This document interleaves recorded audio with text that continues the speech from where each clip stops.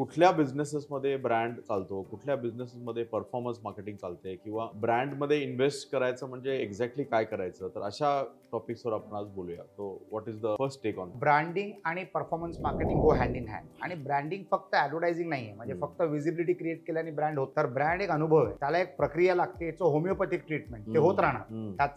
त्याचा असर व्हायला वेळ लागतो, पण you have to be strategically plan towards it. तर ब्रँड बिल्ड करण्यामध्ये काय काय गोष्टी असायला हव्यात की कस्टमर शुड बी सॅटिस्फाईड, आपण ट्रस्ट लेवल कशी बिल्ड करायची एका कस्टमर बरोबर, that is the brand building. Social media marketing किंवा परफॉर्मन्स मार्केटिंग कस्टमर आणेल, पण तो रिपीटेड आणण्यासाठी ब्रँड असायला हवा. आय थिंक सो 100% म्हणजे तुमच्या बरोबर इंटरॅक्ट करताना कस्टमरला जो अनुभव मिळतो, प्रॉम्प्टनेस, प्रोॲक्टिव्हनेस, आफ्टर सेल सर्व्हिस, या गोष्टींमुळे ब्रँड क्रिएट होतो. एक चांगला प्रोडक्ट बनवणं महत्त्वाचं आहेच, परंतु त्याच्यानंतर तुम्हाला सपोर्ट सर्व्हिसेस मिळणं त्याच्यापेक्षा जास्ती महत्त्वाचे आहेत. सो ब्रँड बिल्डिंगसाठी बऱ्याचदा असा पण एक गैरसमज असतो की मी लोगो बनवला, माझा सोशल मीडिया चांगलं केलं किंवा मी चांगले ब्रोशर्स बनवले, वेबसाईट चांगली बनवली की माझं ब्रँडिंग झालं, पॅकेजिंग डिझाईन केलं म्हणजे माझं ब्रँडिंग झालं. That is not branding. मला वाटतं सो एक्झॅक्टली ब्रँडिंग म्हणजे काय टच पॉईंट्स असू शकतात. That is packaging, not branding. जे सगळं बाहेरून सुंदर दिसतं दॅट इज पॅकेजिंग. परंतु ब्रँडिंग म्हणजे काय, तुमचा त्या प्रोडक्ट बद्दलचा अनुभव किंवा त्या सर्व्हिस बद्दलचा अनुभव, हे फार महत्वाचं आहे. सगळ्यात महत्वाची गोष्ट ज्याची आज मार्केटमध्ये कसोटी चाललेली आहे, रेस चाललेली, की तुम्ही किती प्रोॲक्टिव्हली सर्व्हिस देऊ शकता. सो सर, ब्रँडिंग आणि परफॉर्मन्स मार्केटिंग ह्या दोन्ही इम्पॉर्टंट गोष्टी आहेत, पण प्रत्येक वेळी असा विचार येतो की ब्रँड करायला इन्व्हेस्ट करायचा टाइम अँड एनर्जी की परफॉर्मन्स मार्केटिंगवर आपण जास्त फोकस करायचा, की ज्यांनी पटकन आपल्याला बिझनेस येईल. आणि ब्रँडने पटकन येत नाही, पण तो हळूहळू बिल्ड होतो. सो कुठल्या बिझनेसेसमध्ये ब्रँड चालतो, कुठल्या बिझनेसेसमध्ये परफॉर्मन्स मार्केटिंग चालते किंवा ब्रँडमध्ये इन्व्हेस्ट करायचं म्हणजे एक्झॅक्टली काय करायचं, तर अशा टॉपिक्सवर आपण आज बोलूया. So what is the first take on that? Branding आणि performance marketing go hand in hand. आणि ब्रँडिंग फक्त ॲडव्हर्टायझिंग नाहीये, म्हणजे फक्त विजिबिलिटी क्रिएट केल्याने ब्रँड होत नाही. तर ब्रँड एक अनुभव आहे, त्याला एक प्रक्रिया लागते, याचं होमिओपॅथिक ट्रीटमेंट ते होत राहणार.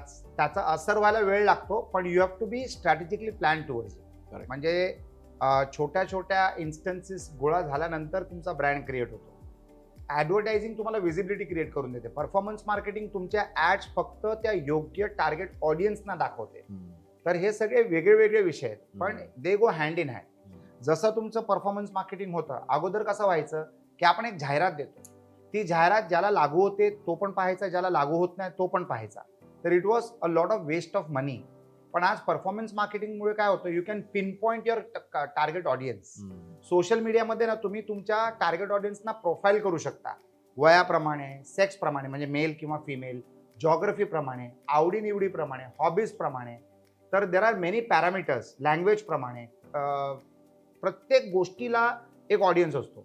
तर जेव्हा तुम्ही एवढे मल्टिपल कॉम्बिनेशन्स देता ना, तर तुम्हाला सोशल मीडिया प्लॅटफॉर्म काय करतात, हे सांगतं की तुमचं टार्गेट ऑडियन्सचं मार्केट केवढं मोठं आहे. आणि मग त्या हिशोबाने जेव्हा तुम्ही ॲडव्हर्टाइजमेंट करता, तर तुमची जाहिरात फक्त त्याच लोकांना दिसते, आणि त्याला आपण म्हणतो परफॉर्मन्स मार्केट. टॅम म्हणू शकतो त्याला आपण म्हणतो टार्गेट ऑडियन्स मार्केट. आणि टेक्नॉलॉजीच्या मदतीने आपण जे करतो त्याला आपण म्हणतो परफॉर्मन्स मार्केटिंग. म्हणजे योग्य त्या व्यक्तीलाच ते दिसणार. So you are becoming more sharp. कमी पैसे खर्च होतात आणि तुमची प्रोडक्टिव्हिटी ऑफ कॉस्ट, ज्याला आपण म्हणतो return on add spend, ROAS, तो इम्प्रूव्ह होतो.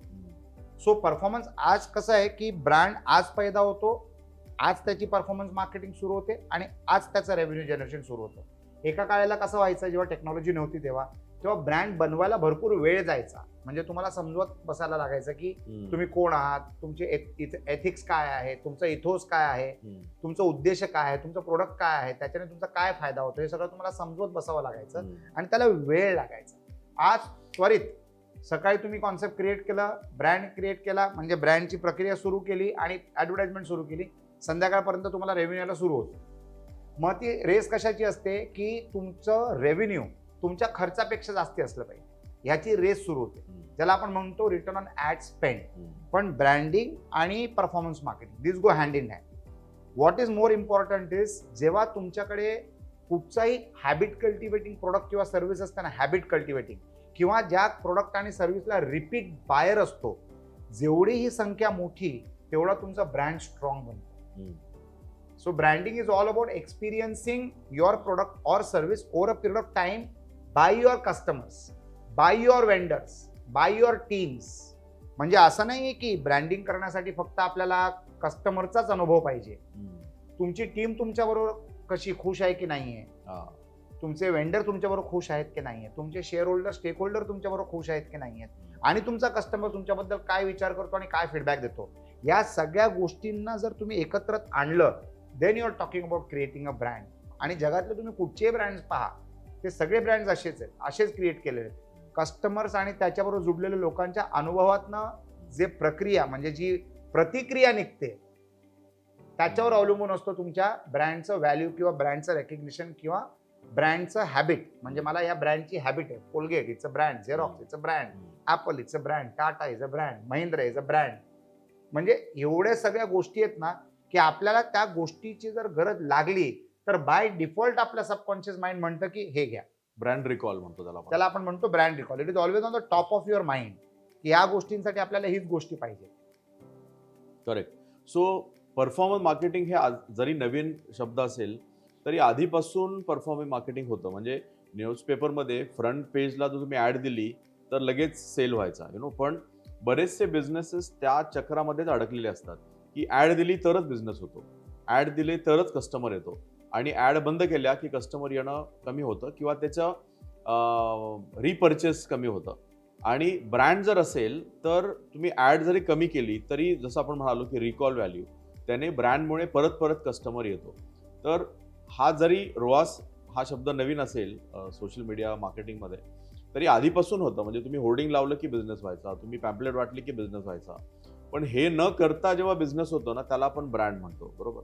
तर ब्रँड बिल्ड करण्यामध्ये काय काय गोष्टी असायला हव्यात की कस्टमर शुड बी सॅटिस्फाईड, आपण ट्रस्ट लेवल कशी बिल्ड करायची एका कस्टमर बरोबर, that is the brand building. So social media marketing किंवा परफॉर्मन्स मार्केटिंग कस्टमर आणेल पण तो रिपीटेड आणण्यासाठी ब्रँड असायला हवा. I think so. 100%. म्हणजे तुमच्या बरोबर इंटरॅक्ट करताना कस्टमरला जो अनुभव मिळतो, प्रॉम्प्टनेस, प्रोॲक्टिव्हनेस, आफ्टर सेल सर्व्हिस, या गोष्टींमुळे ब्रँड क्रिएट होतो. एक चांगला प्रोडक्ट बनवणं महत्त्वाचं आहेच, परंतु त्याच्यानंतर तुम्हाला सपोर्ट सर्व्हिसेस मिळणं त्याच्यापेक्षा जास्ती महत्त्वाचे आहेत. सेंट अँजेलोस कम्प्युटर्स लिमिटेडमध्ये आम्ही लाईफ टाईम प्रॅक्टिस फ्री द्यायचो, lifetime repetition of course free द्यायचो, lifetime upgradation of course free द्यायचो. तर त्याला आपण म्हणतो value creation. Branding is nothing but value creation in the mind of your customer. आणि जे व्हॅल्यू क्रिएशन तुम्ही करता, जाहिरातीमध्ये जे तुम्ही प्रॉमिसेस देता त्याच्यातनं किती तुम्ही खरे उतरता याच्यावर अवलंबून असतं. आता ऑनलाईनच्या दुनियामध्ये तुम्ही गेलात ना तर तुम्हाला प्रत्येक ब्रँडबद्दल नेगेटिव्ह आणि पॉझिटिव्ह कमेंट्स मिळतीलच. मग तो कुठचाही ब्रँड असो, म्हणजे तुमच्या अतिशय आवडीचा ब्रँड असला ना तरी त्याला नेगेटिव्ह ट्रोलिंग असतंच. त्याच्या मागे पण वेगळ्या कारण असतात. It is competition, it is डिससॅटिस्फाईड customer. कारण काही कस्टमर असे असतात त्यांना तुम्ही सॅटिस्फाय करूच शकत नाही, तर त्यांच्या नेगेटिव्ह कमेंट्स असतात वगैरे वगैरे. परंतु प्रमाण कशाचं जास्ती आणि माझा अनुभव कसा आहे याला अत्यंत महत्वाचं. एखादी व्यक्ती असते ना की त्याच व्यक्तीबरोबर तुम्हाला एक वाईट अनुभव आहे आणि मला एक चांगला अनुभव आहे, तर मी त्या व्यक्तीला कुठच्या दृष्टिकोनातून धरणार, ज्याचा मला अनुभव मिळाला ना मी त्याच दृष्टिकोनाने त्या व्यक्तीला बघणार. बरोबर. तसंच एक प्रोडक्ट किंवा एक सर्व्हिस असते किंवा एक ब्रँड असतो की तुमचा अनुभव त्या ब्रँड बरोबर इंटरॅक्ट करण्यासाठी काय असतं. फॉर एक्झाम्पल, जेव्हा तुम्ही ॲपलचा फोन घेता ते लोक रिप्लेस करून टाकतात तुमच्या ॲपलच्या फोनमध्ये काय डिफेक्ट असतं. म्हणजे तुमची विश्वास लेवल किंवा तुमचं फेथ लेवल त्या प्रोडक्टमध्ये एवढं जबरदस्त आहे की तुम्ही त्यांचे प्रोडक्ट फक्त घेतच राहता.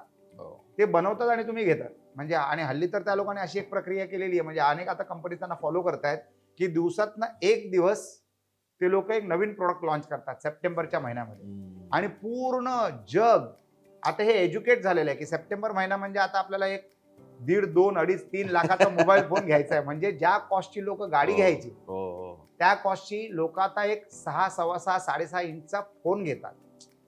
पण त्यांनी तुम्हाला त्यांची सवय लावून दिली. So they are not fishing every day. बरेच असे बिझनेसेस असतात ज्यांना रोज गळ टाकून बसावं लागायचं की रोज एक कस्टमर शोधा. म्हणजे तुम्ही म्हणालात ना, पॅम्पलेट वाटलं की सेल झालं, न्यूजपेपरमध्ये ॲड दिली की सेल झालं, होर्डिंग लावली की सेल झालं. म्हणजे those were based on advertising events. बरेच असे ब्रँड असतात त्यांनी तुमच्या सबकॉन्शियस माइंडमध्ये असं एक कल्चर बिल्ड केलेलं आहे की तुम्ही प्रोडक्ट बनवत जावा आणि आम्ही ते प्रोडक्ट घेत जाऊ. आता फॉर एक्झाम्पल, आमचं एक ब्रँड आहे सुगंध लोक नावाचा, अगरबत्ती आणि धूपचा ब्रँड आहे. त्याच्यामध्ये आम्ही इन्व्हेस्टमेंट्स केलेले आहेत.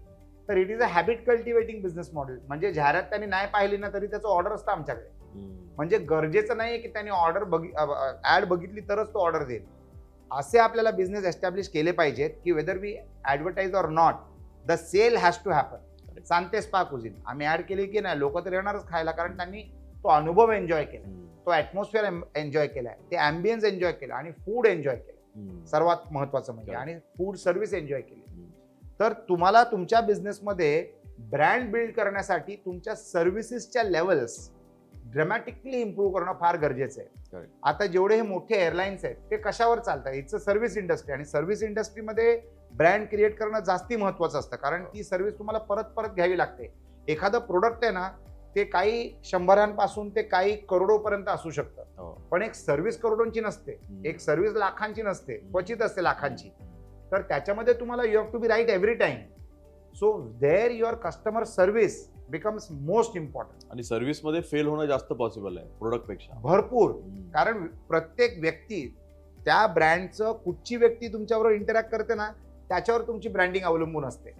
तर ह्या गोष्टी लक्षात ठेवणं फार महत्वाचं आहे. म्हणजे विदाऊट जाहिराती जर आपला सेल होत गेला, that means the brand is establish. So performance marketing केलं किंवा कुठल्याही प्रकारचं ऍडव्हर्टायझिंग केलं की कस्टमर येतो, पण तो आल्यानंतर किती खुश आहे ना, I think that is the brand. तो ब्रँड क्रिएट होतो तिथे की कस्टमर आणणं सोपं आहे. कदाचित तुम्ही परफॉर्मन्स मार्केटिंग करा, तुम्ही स्पेंड करा, ऍड बजेट स्पेंड केलं की लोक येतात, पण आल्यानंतर कन्वर्ट किती होतात आणि आल्यानंतर रिपीट किती होतात ते ब्रँडवर मला वाटतं जास्त डिपेंड राहतं. सो ब्रँड बिल्डिंगसाठी बऱ्याचदा असा पण एक गैरसमज असतो की मी लोगो बनवला, माझा सोशल मीडिया चांगलं केलं, किंवा मी चांगले ब्रोशर्स बनवले, वेबसाईट चांगली बनवली की माझं ब्रँडिंग झालं, पॅकेजिंग डिझाईन केलं म्हणजे माझं ब्रँडिंग झालं. दॅट इज नॉट ब्रँडिंग मला वाटतं. सो एक्झॅक्टली ब्रँडिंग म्हणजे काय टच पॉईंट्स असू शकतात? That is packaging, not branding. जे सगळं बाहेरून सुंदर दिसतं दॅट इज पॅकेजिंग. परंतु ब्रँडिंग म्हणजे काय, तुमचा त्या प्रोडक्ट बद्दलचा अनुभव किंवा त्या सर्व्हिस बद्दलचा अनुभव, हे फार महत्वाचं आहे. सगळ्यात महत्वाची गोष्ट ज्याची आज मार्केटमध्ये कसोटी चाललेली, रेस चाललेली, की तुम्ही किती प्रोएक्टिव्हली सर्व्हिस देऊ शकता. म्हणजे आज मी असे पाहतो की मोठे मोठे लॉ फर्म्स, त्यांच्याकडे रिलेशनशिप मॅनेजर असतात, रिलेशनशिप मॅनेजमेंट एजन्सी असते इंटरनली, की त्यांचं फक्त कोऑर्डिनेशन करायचं काम असतं. चार्टर्ड अकाउंटन्सी फर्म्समध्ये तसं झालेलं आहे. म्हणजे ह्या गोष्टी एका काळी कधीच नव्हत्या.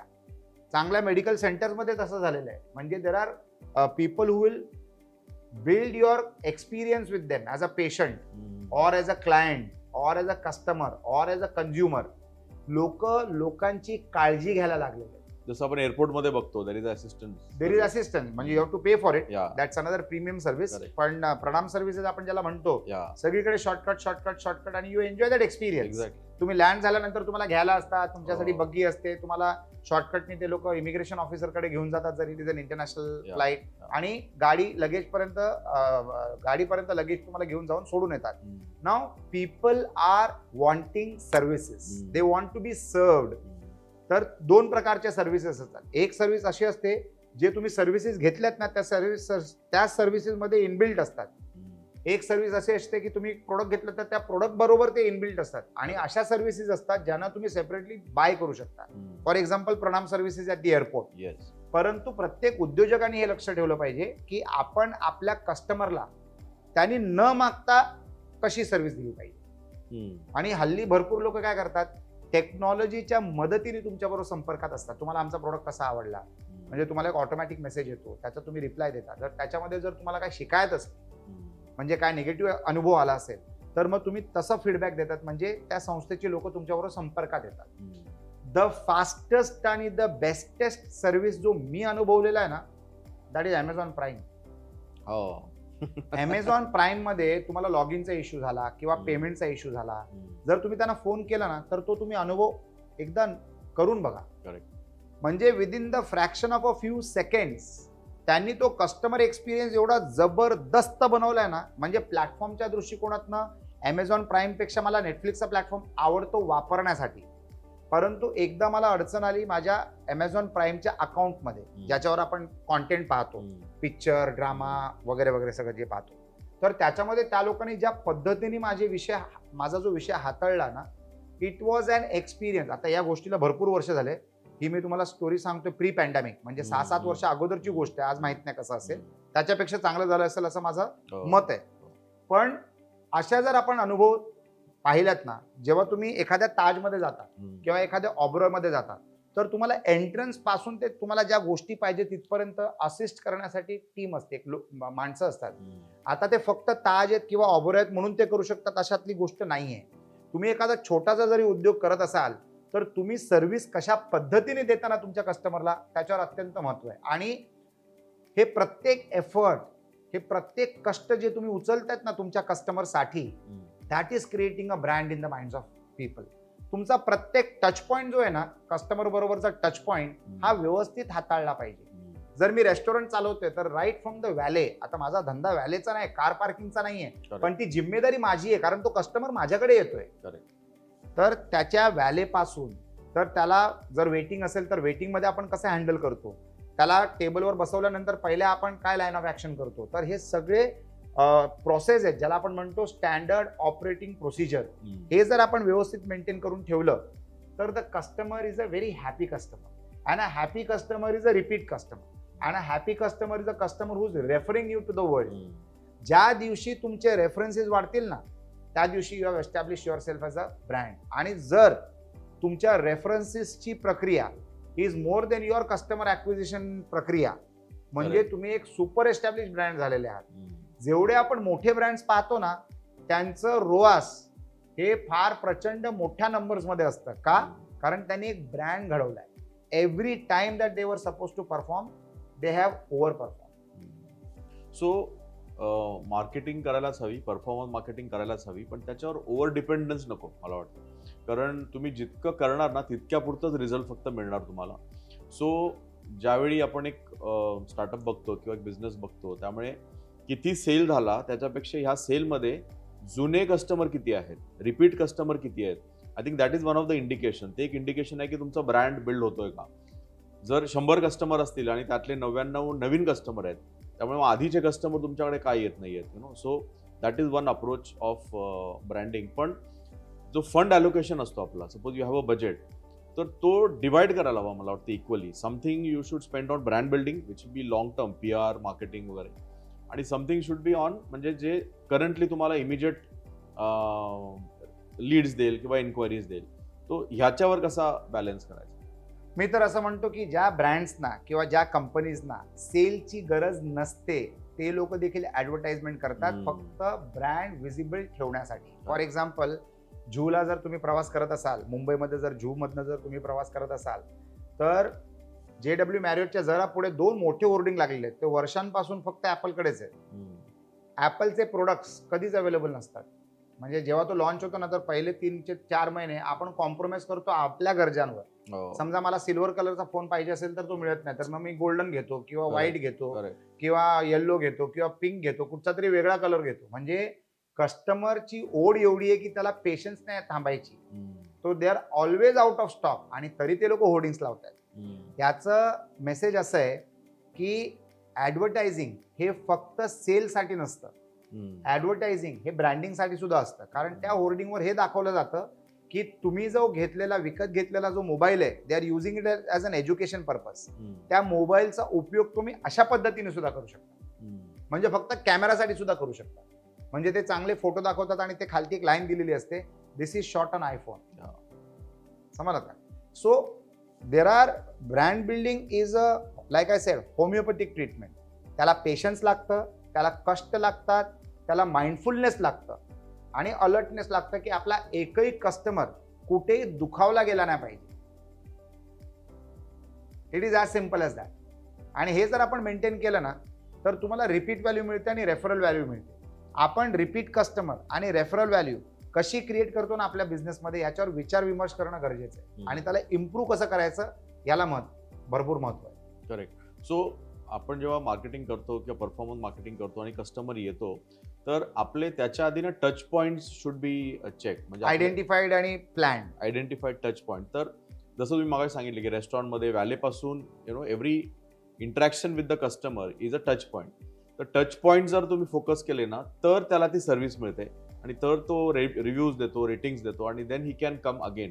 सो खूप मोठ्या ऑर्गनायझेशन जेव्हा मार्केटिंग करतात तेव्हा ते पहिल्यांदा खूप जास्त मार्केटिंग करतात, कस्टमर आणतात आतमध्ये आणि नंतर त्यांना जसं म्हणतो ना आपण जोपासतात, त्यांना आपण नर्चर करतो. आणि then you don't need heavy marketing, you only need internal branding. In the जे आपल्याकडे ऑलरेडी कस्टमर आहेत त्यांना इंटरनल ब्रँडिंग करायचं. तर ह्या अप्रोचनी मला वाटतं marketing cost can be reduce. What do you think? So मी असं म्हणेन, because I am an advertising brand, भरपूर ब्रँड्स आम्ही ॲडव्हर्टायझिंगच्या ताकदीने ग्रो केलेले आहेत. Advertising should be a continuous process, Yeah. कारण तुमची विजिबिलिटी राहणं फार महत्वाचं आहे. Correct. परंतु तुमचा रोआस चेंज झाला पाहिजे. हां. म्हणजे रिटर्न ऑन ॲड स्पेंड जी आहे ना, ती इम्प्रूव्ह होत गेली पाहिजे. म्हणजे तुम्ही बजेट तेवढाच ठेवा, पण तुमचं रेव्हेन्यू वाढत गेलं पाहिजे. ऑटोमॅटिकली तुमचं कॉस्ट पर कस्टमर ॲक्विजिशन खाली पडत जाईल. परंतु तुम्हाला त्या पर्सेंटेजमध्ये ते प्रमोशन करतच गेलं पाहिजे, तरच तुमचा बिझनेस जो आहे ना हा वाढत जाईल. Correct. म्हणजे जगातले सगळे टॉप ब्रँड्स असून सुद्धा ते ब्रँड सगळीकडे जाहिरात करतात. तर because they want to be relevant, त्या क्राऊडमध्ये ते हरवले गेले नाही पाहिजे. कारण प्रत्येक क्षेत्रामध्ये स्पर्धा एवढी आहे की जितना दिखोगे उतना बिकोगे, करेक्ट. और जैसा दिखोगे वैसा बिकोगे. असं आहे. म्हणजे तुमचं कम्युनिकेशन, क्रिएटिव्ह कम्युनिकेशन सुद्धा अत्यंत सुंदर असलं पाहिजे आणि त्याच्या व्यतिरिक्त तुमची विजिबिलिटी सुद्धा असली पाहिजे नेहमीच. आता भरपूर चांगले चांगले ब्रँड्स, कॉर्पोरेट ब्रँड्स तुम्हाला IPL मॅचेसच्या गेम्समध्ये दिसतात. म्हणजे IPLच्या मॅचेसमध्ये तुम्हाला दिसतात, होर्डिंग्सवर, बोर्ड्सवर, प्लेयर्सच्या टी शर्ट्सवर. भरपूर असे बिझनेसेस आहेत जे B2B आहेत आणि तरी ते विजिबिलिटी क्रिएट करतात. तर they are creating a brand. For example वारी सोलर. आता वारी सोलर ओव्हर द काउंटर थोडी मिळतं product. Correct. It is a B2B product, कारण ते सोलारचं बिझनेस आहे. इट इज बिग एस्टॅब्लिशमेंट, पण ते IPLच्या एका टीमच्या टी शर्टवर आहे. म्हणजे जग कसं बदलतंय, व्यवसाय किती चेंज होतोय हे तुम्ही बघा. आणि ब्रँडिंगचा तुम्हाला सगळ्यात चांगला उपयोग कुठे मिळतो माहितीये का? म्हणजे तुम्हाला ऑपरेटिंग रेव्हेन्यू वाढवण्यासाठी मिळतोच, प्रॉफिट कमवण्यासाठी मिळतोच, तुमची बॉटम लाईन ज्याला आपण प्रॉफिट म्हणतो त्याला इम्प्रूव्ह करण्यासाठी मिळते, टॉप लाईन इम्प्रूव्ह करण्यासाठी मिळते. त्या गोष्टी होतातच. परंतु त्याच्यापेक्षा इंटरेस्टिंग विषय असा आहे की it creates valuation. Brand valuation. It creates a brand valuation. म्हणजे जेव्हा पण तुम्ही IPO साठी जाणार किंवा प्रायव्हेट इक्विटी रेज करण्यासाठी जाणार, तर त्यांना तुमच्या कॉन्सेप्टबद्दल किंवा बिझनेसबद्दल ऑलरेडी माहिती असतं. तर is already converted in his mind आणि is ready to pay a better premium. आता एक बिझनेस सोल्ड झालाय, it was in skin care आणि त्यांचं बिझनेसचं टर्नओव्हर होतं 1000 कोटी आणि त्यांची बॉटम लाईन होती 100 कोटी. 100 कोटीचं प्रॉफिट आणि 1000 कोटीचा टर्नओव्हर. एकदम पॉप्युलर ब्रँड झालेला. ती कंपनी गेली 5000 कोटीच्या व्हॅल्युएशनवर. 5000 कोटी म्हणजे दोन पद्धतीने आपण कॅल्क्युलेट करू शकतो, आपल्या बॉटम लाईनचे मल्टिपल्स किंवा आपल्या टॉप लाईनचे मल्टिपल्स. सहसा त्या टॉप लाईनचे मल्टिपल्स असतात 1.5 किंवा 2. यांना 5 पटीने मिळाले. 1000 कोटीच्या टर्नओव्हरवर 5000 कोटी मिळणं व्हॅल्युएशन म्हणजे 5 टाइम्स झालं, विच इज अनहर्ड ऑफ. एकदम रेअर आहे. जर दुसरं गणित केलं, जर त्यांच्या बॉटम लाईनचं मल्टिपल केलं तर बॉटम लाईन त्यांचे 100 कोटी आहे, प्रॉफिट त्यांचं नेट प्रॉफिट 100 कोटी आहे, तर त्यांना 50 पटीने मिळाला. 100 koti multiplied by 50 times is equal to 5000 koti. म्हणजे त्यांचं तेवढं जबरदस्त ब्रँडिंग झालेलं की त्यांना अशी व्हॅल्युएशन मिळाली. तर कुठच्याही एंटरप्रेनरला जो बिझनेस ते करतायत त्या बिझनेसला वाढवण्यासाठी तुम्ही ॲडव्हर्टाईज करता, परफॉर्मन्स मार्केटिंग करता, ब्रँडिंग एफर्ट्स टाकता, कारण branding is an expensive process. त्या सगळ्या गोष्टींचं तुम्हाला मोबदला जो मिळतो ना, तो व्हॅल्युएशनच्या रूपात मिळतो. जेव्हा पण तुम्हाला प्रायव्हेट इक्विटी लागत असेल, व्हेंचर फंडिंग लागत असेल, ग्रोथ फंडिंग लागत असेल, स्ट्रॅटेजिक इन्व्हेस्टर लागत असेल किंवा जर तुम्ही IPOला जात असाल तर तुम्हाला त्याचा फायदा सर्वात जास्ती तेव्हा होतो आणि you get great valuation. Great, fantastic. I think branding and performance marketing go hand in hand आणि ते रेग्युलरली करत राहायला हवं. Fantastic discussion sir. आणि जर तुम्हाला हा कॉन्टेंट आवडत असेल तर लाईक करा, शेअर करा आणि आमच्या चॅनलला सबस्क्राईब करा. आणि तुम्ही ब्रँडिंग आणि मार्केटिंगसाठी काय करता ते कमेंट्समध्ये नक्कीच स्पेसिफाय. आणि तुम्ही नक्कीच काहीतरी करत असणार तुमचे ब्रँड क्रिएट करण्यासाठी. एक काहीतरी असा अनेक्डोट किंवा एक असा फॉर्म्युला आम्हाला सांगा जो आम्हाला देखील आगळा वेगळा वाटेल आणि जी बाकी जनता जे हे कॉन्टेंट पाहतंय त्यांना सुद्धा 2 चांगल्या गोष्टी शिकायला मिळतील. वाटल्याने वाढतं. तर do share your positive experience आणि त्याचा लाभ, त्याचा फायदा सर्वांना मिळेल. कारण आमचा हेतू सुद्धा असाच आहे की आमच्या अनुभवातून येणारं जे कॉन्टेंट आहे त्याचा तुम्हाला फायदा होईल, म्हणून आम्ही हे पॉडकास्ट क्रिएट करतो. तर do share. Thank you so much. Thank you. I work with and for Konark Cancer Foundation. It's a foundation which takes care of cancer patients. If you know anyone suffering with cancer, then we at Konark Cancer Foundation can connect the person with the right resources and facilities to ensure that the right time, right treatment reaches the patient. Whether it is connecting the resources or providing resources to the cancer patient, we do it all. It also includes support for accommodation in the city of Mumbai. We are associated and connected and networked with the right resources, the right doctors, and the right hospitals. We can bring all of this on a table to you so that it is convenience for you. Whether it is guidance, whether it is medical support, or whether it is operating procedures, our team facilitates every activity required for the patient and the support required for the family. We also connect you to the right NGOs and donors to ensure that you also get financial support and aid to whatever extent possible to ensure that the treatment happens and the life is saved. If you know of anyone who is suffering with cancer, please connect with us. The details are mentioned in the content below. Konark Cancer Foundation is an NGO. It's a not-for-profit organization, and we have lots of volunteers which support this good deed. So get in touch with us and help us to save lives. You too can be a part of this movement. Konark Cancer Foundation. Thank you so much.